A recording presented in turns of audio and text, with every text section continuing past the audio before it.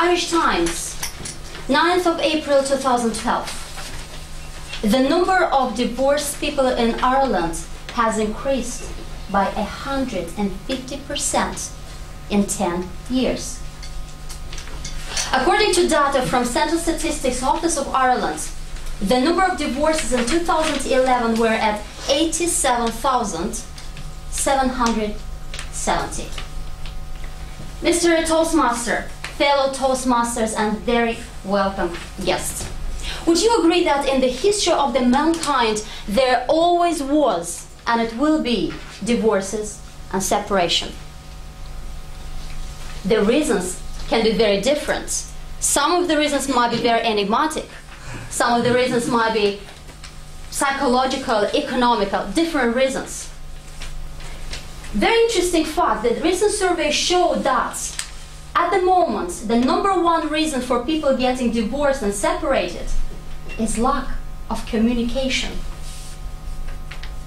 In his book, Don Miguel Ruiz, The Four Agreements, is talking about do not make assumptions.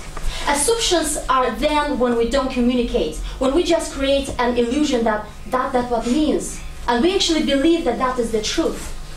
So if you don't communicate with your partner, your feelings, your thoughts, your issues, it can't be a happy relationship. If you don't learn to listen and understand your partner when he's talking about his issues and feelings, you don't have a happy relationship.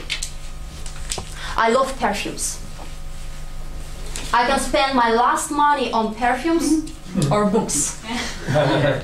So just before my birthday, I made sure I tell to my boyfriend just how much I love perfumes. You see, I can buy books myself in Amazon with his credit cards. So just before my birthday, by keep talking about perfumes, I made an assumption that I would get a big 100 ml bottle of perfume. On my birthday, I got a perfume of only 50 ml. At Christmas, with a learned language, with a learned lesson in communication, I made sure this time I communicate to my partner clearly my message. Honey, you know that perfume you got me for my birthday? I absolutely loved it. It's so pity it was only 50 ml. If only it would be 100 ml, I would be so much more happy. Christmas Day, I bought 2 perfumes, 100 ml each. You see, relationship is like a game. You have to make it interesting. Sometimes you have to use communication tricks. We have a rule in our family. The person who comes home first cooks the dinner. Also, if one person cooks the dinner, the other person cleans up and washes the dishes. So one evening I came home first and really wasn't in the mood to cook. So without stressing myself too much, reached out the remote and put on Friends. My partner came home surprised I'm not cooking. I looked at him with a sweet voice and said, "Sweetheart, you know that pasta you know how to make the best, and it's so tasty and it's so great. I was dreaming of it all day." That evening, I was washing the dishes. It's very important to communicate clear to your partner your message. Also, it is very important to understand your partner. We all speak different languages of love, or love languages. Sometimes, for us, it's important to receive gifts. That's what we do for our partner. If we love touch, that's what we do for our partner.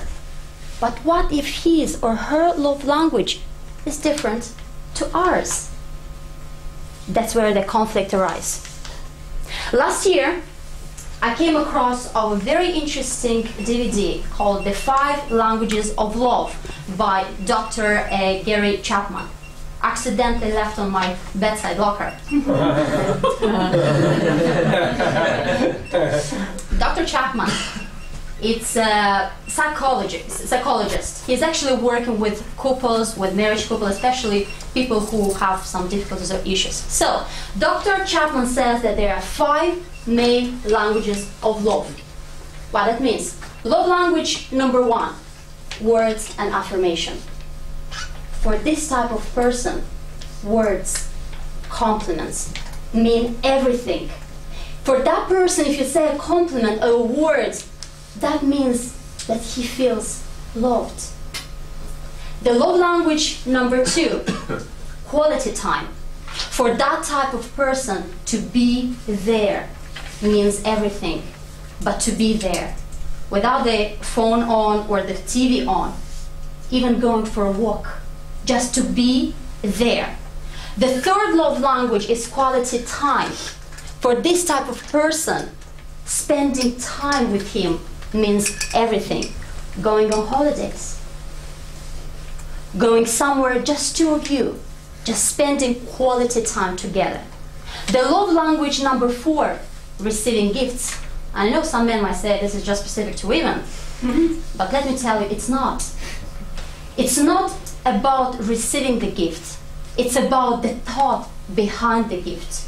It's what the person made the effort to give that person a gift. And the love language number 5, physical touch. I know some women might say this is just specific to men, which is not. That doesn't mean just about bedroom. That means holding hands together, receiving a hug, receiving a touch on the hair. I don't know what is your love language. Do you? What is the love language of your partner? Why don't you go home and discover it tonight?